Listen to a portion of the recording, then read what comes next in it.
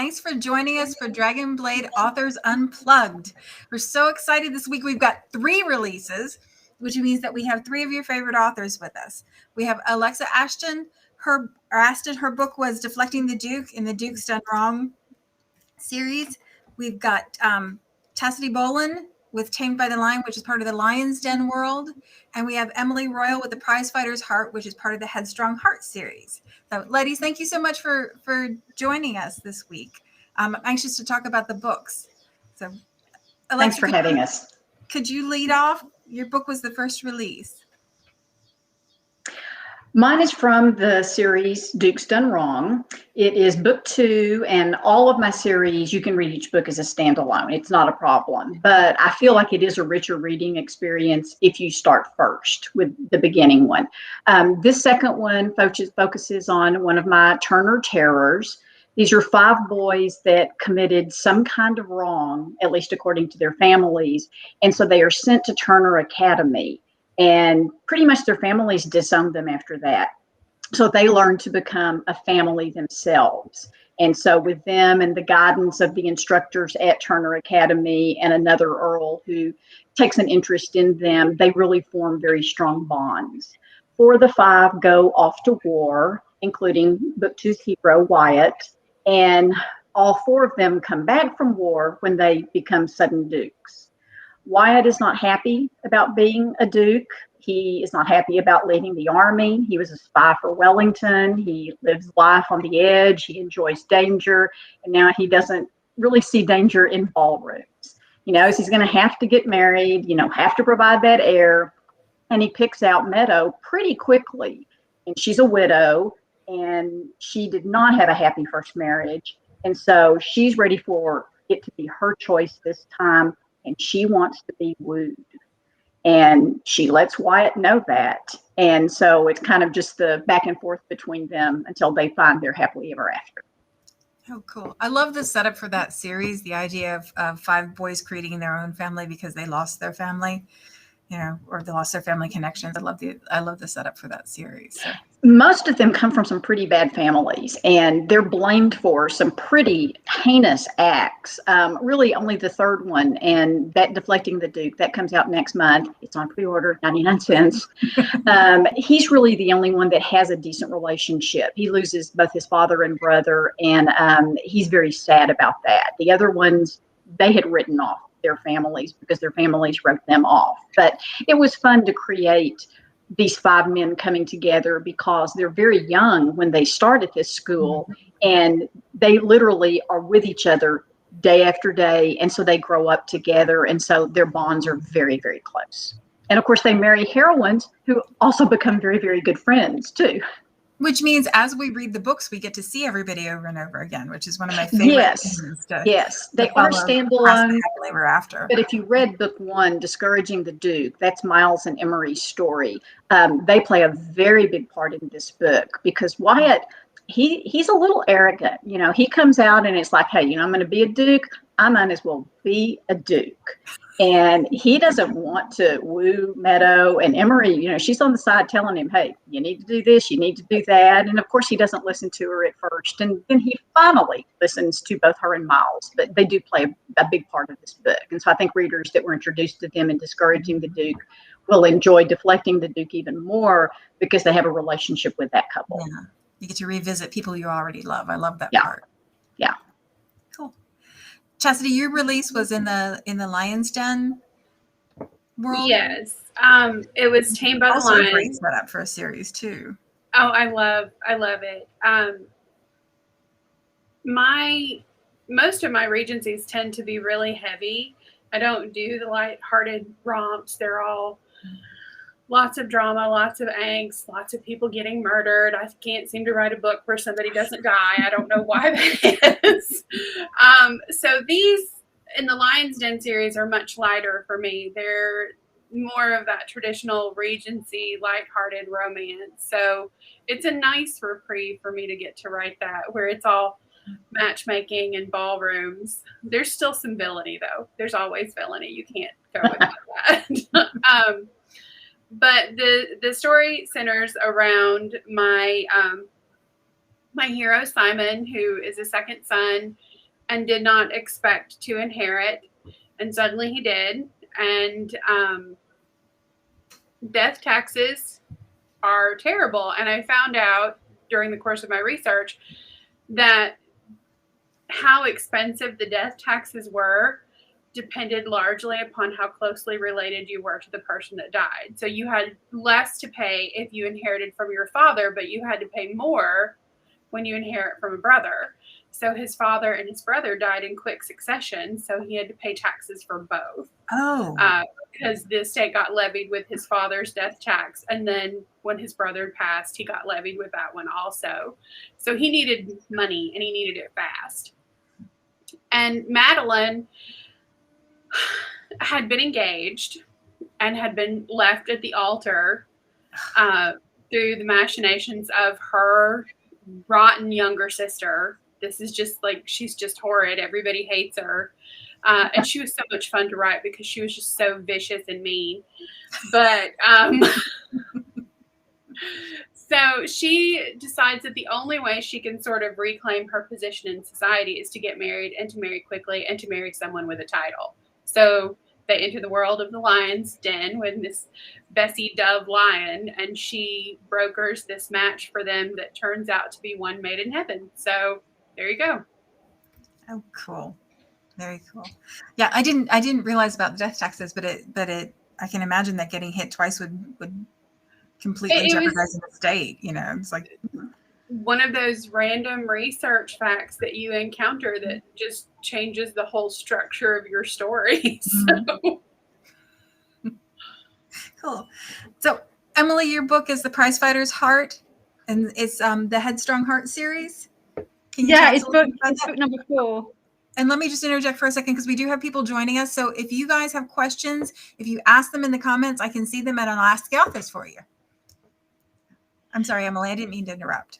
Excellent, that's fine. No, the Headstrong Hearts is about a series, a family of orphaned siblings, and they're kind of headed by the older brother Dexter, who's a bit of a tough cookie, and he's kind of worked his way up from nothing to be like the premier banker in London, but because of their rough upbringing, society doesn't really accept them. So Dexter is absolutely desperate to find titled husbands and wives for his brothers and sisters. By the time we get to book 4, Dorothea, who's his older sister, was kind of considered too old for a respectable marriage by the time they've made their money. So she's kind of shoved aside, put on the shelf. She's a bit of a family doormat. She looks after the kids.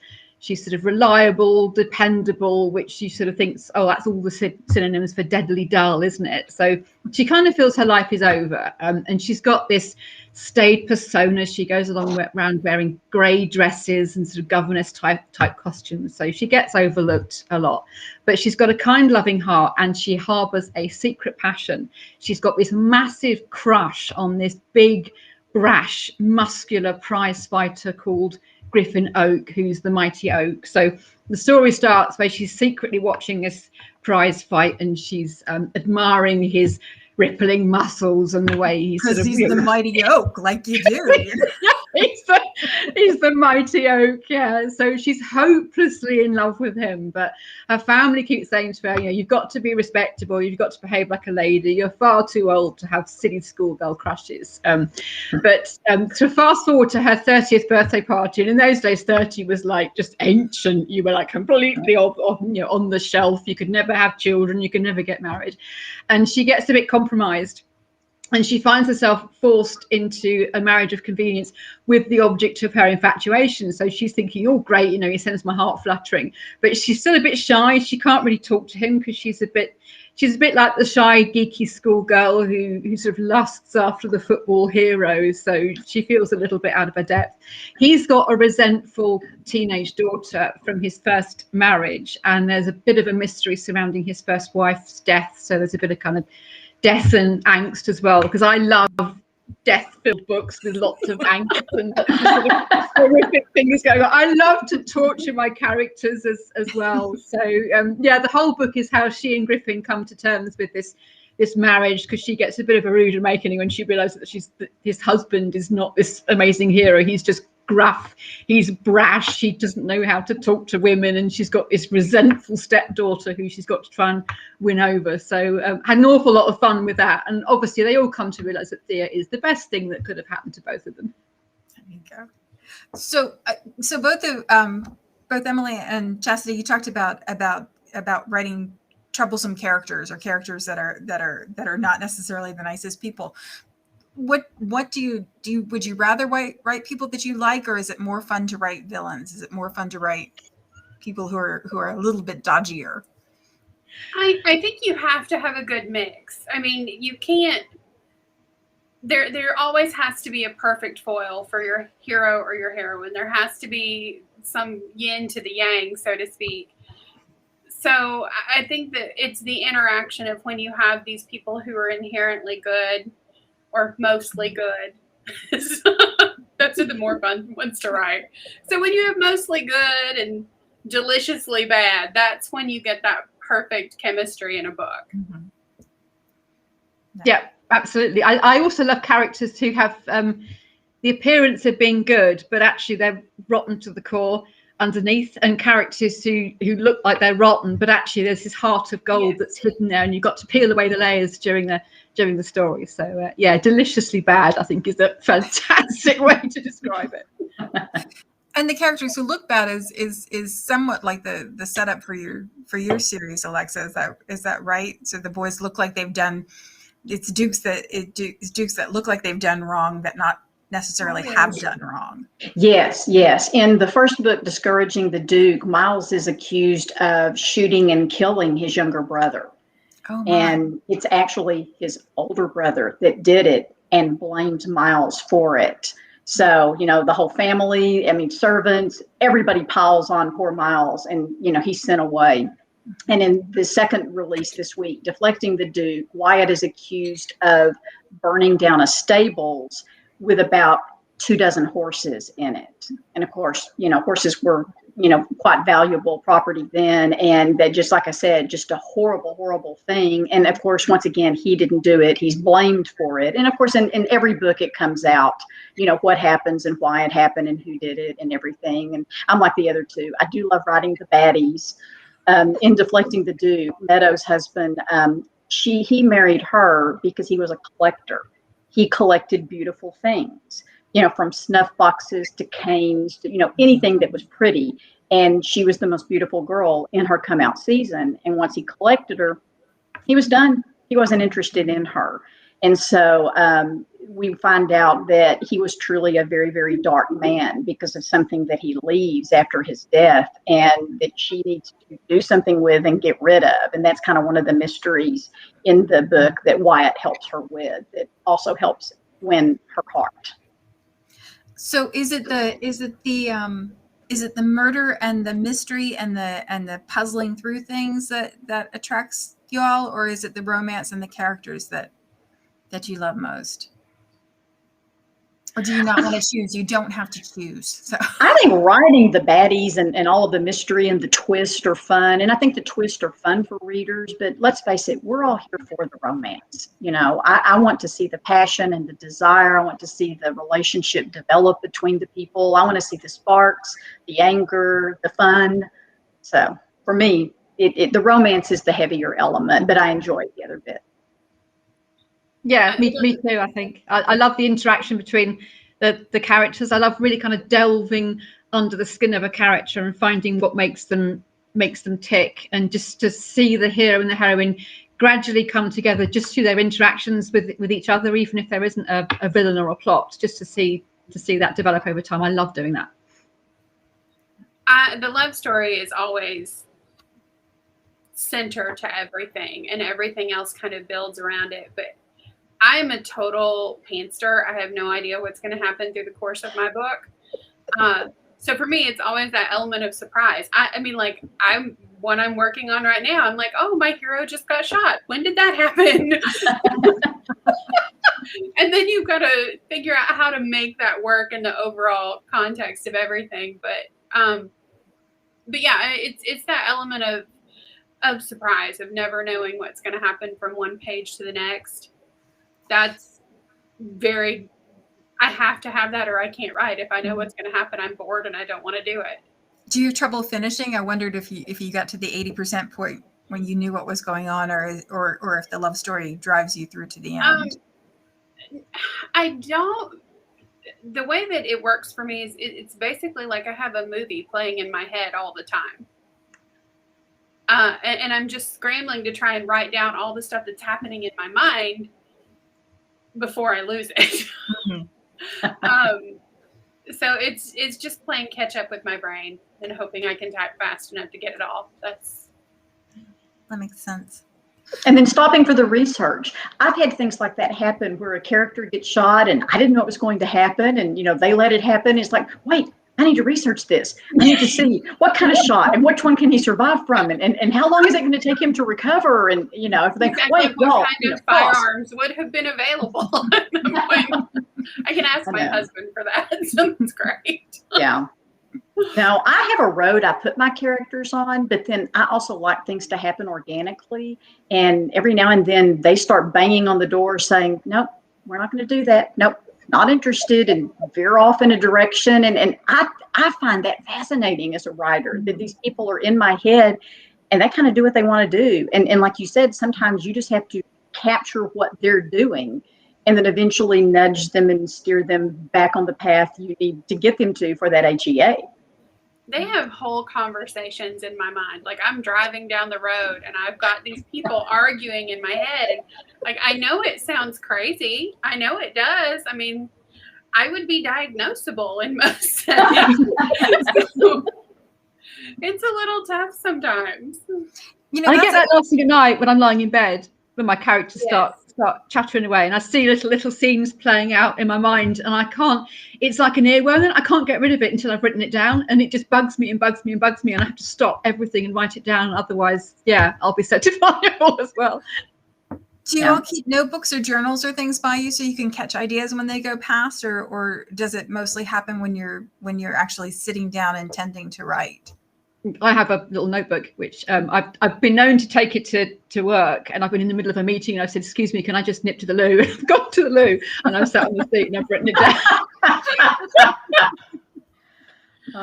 The trick is you have to flush so people think you've actually gone in there. Is it a bladder control issue or is it creative inspiration? I keep my phone handy and I'll do a voice note or just jot something in my phone.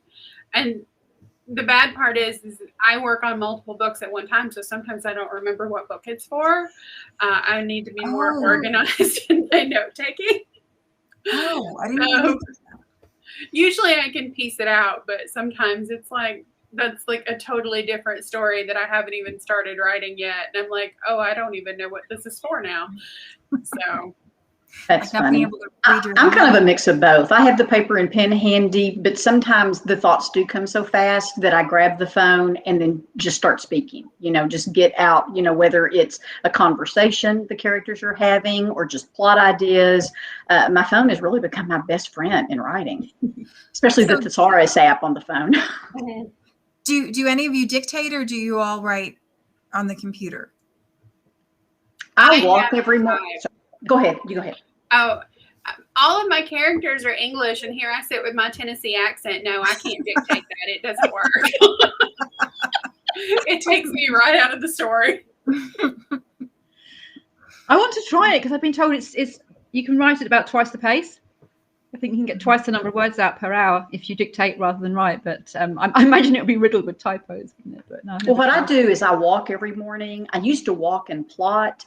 And then I wouldn't remember everything I had said. And that's when I started referring to my phone. And these days I get up and I walk and dictate about a chapter. And then I come home and I transcribe the chapter and clean it up and tweak it as I go. And then that gives me enough momentum to continue writing for the rest of the day. Yeah, is that sinking far enough in the story to keep going for the rest of the day? That makes sense. Yeah. I might give that a go. And it understands my Texas twang. Well, it's so funny. Sometimes I'll be walking and I try to stick to some of the same paths because I get so caught up in my world that I think my body just knows where to turn. Kind of like when I'm walking the dog, it's like, anybody could walk the dog because eventually he'd turn back up at our doorstep kind of thing. And I just walk and I'm lost and in my head and I'm talking on my phone. And then I look up and it's like, where am I? Oh yeah. I almost made my way home. So we moved about just a little over a year ago. And I had to actually stop plotting and dictating for a while because I didn't know exactly where I lived. And I hadn't worked out the walking paths yet. So once I did that, I have certain routes that I stick to, and I do find my way home. It's like getting into the wrong car at the grocery store, except you walk into the wrong house. Yes. So we had a reader that was talking about what Emily said earlier about writing good characters and bad characters, and he said it's easier to believe good characters who turn out to be bad than bad characters who turn out to be good. I think because of real world experience, what they've encountered in real life.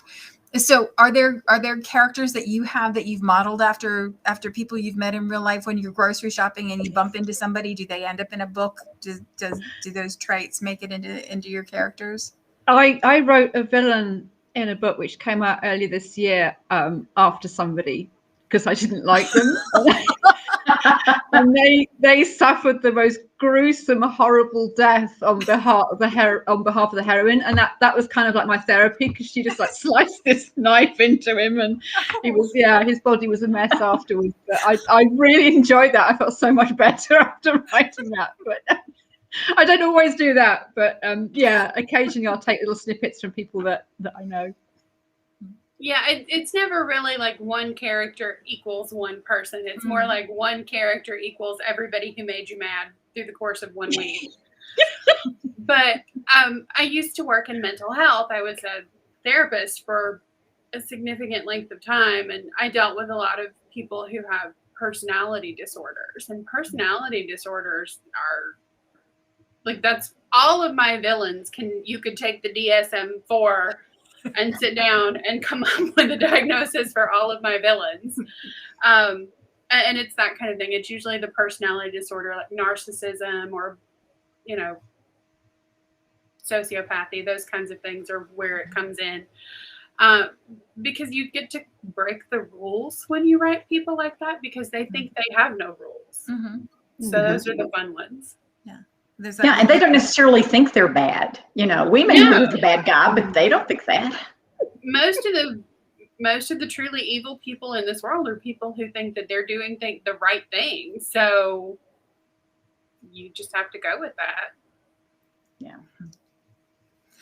So we hit a little bit on research earlier and having to figure out what kind of weapons and gunshot wounds you can survive. And also death taxes. Is there anything else that you guys have come across that's like an interesting tidbit about food or clothing or something that we wouldn't know about the period that you like to write in, or a reason that you've chosen the period that you like to write in? I mean, I stick with Regency because it just feels like home to me. Like it's whenever I was just a reader long before I was writing, those are the books I gravitated to. There was just something about that era that called to me, and it could be the clothes, it could be the social norms and mores and how people interacted at that time. But there's just something about that it's very easy to romanticize and sort of fall into that. And I think a lot of people probably feel that way. And we can all lay it at the door of Jane Austen if we want to, and I'm okay with that. But I mean, like I said, it just feels like home. And it's easy. Because I read so much, there's a lot that I don't have to research because it's just there.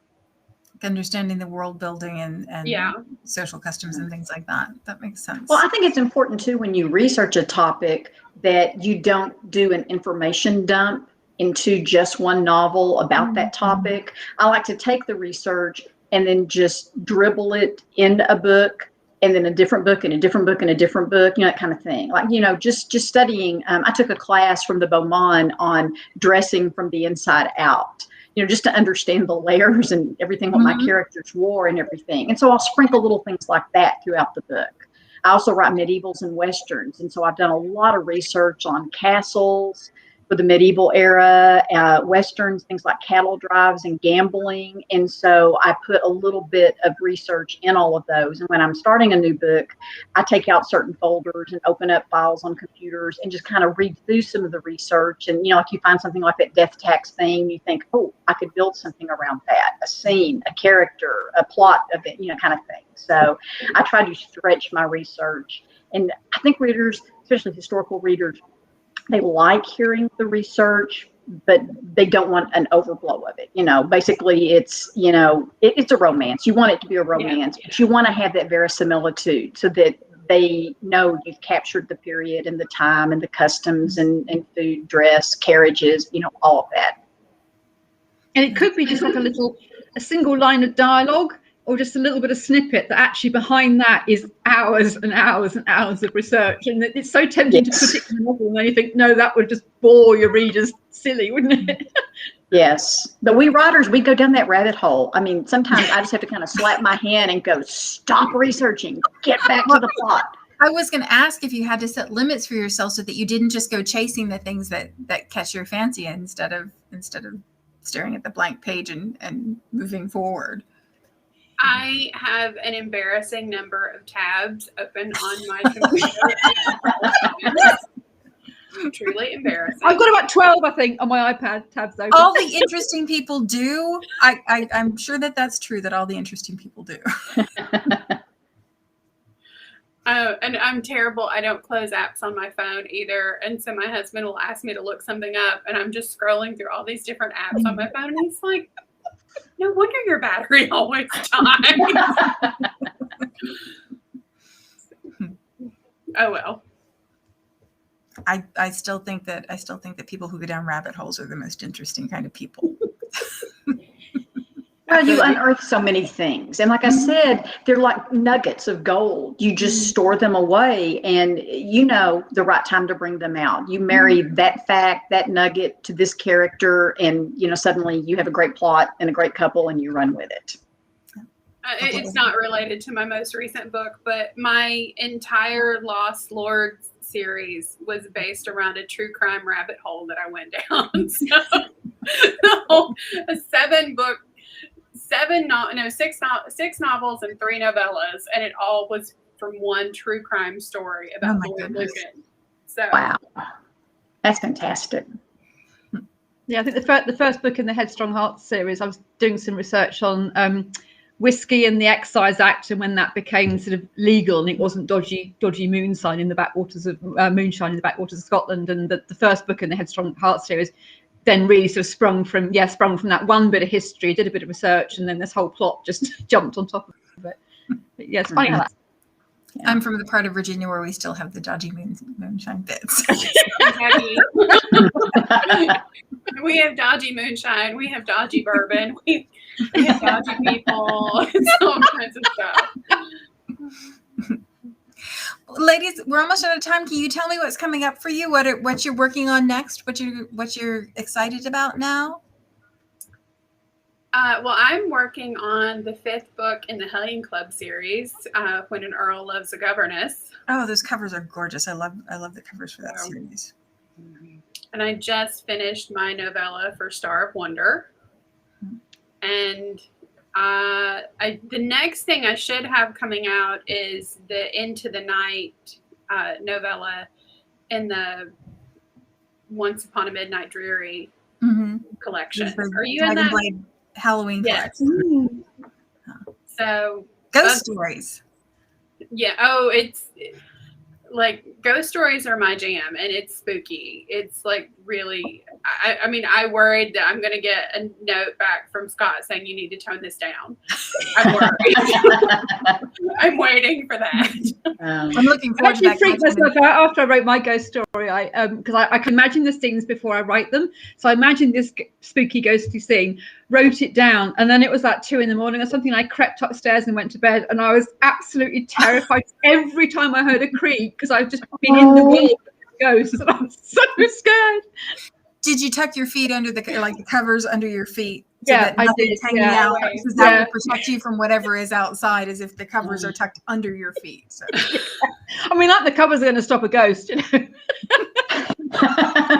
Yes, they will. Yeah, put it over your head so that you can't see.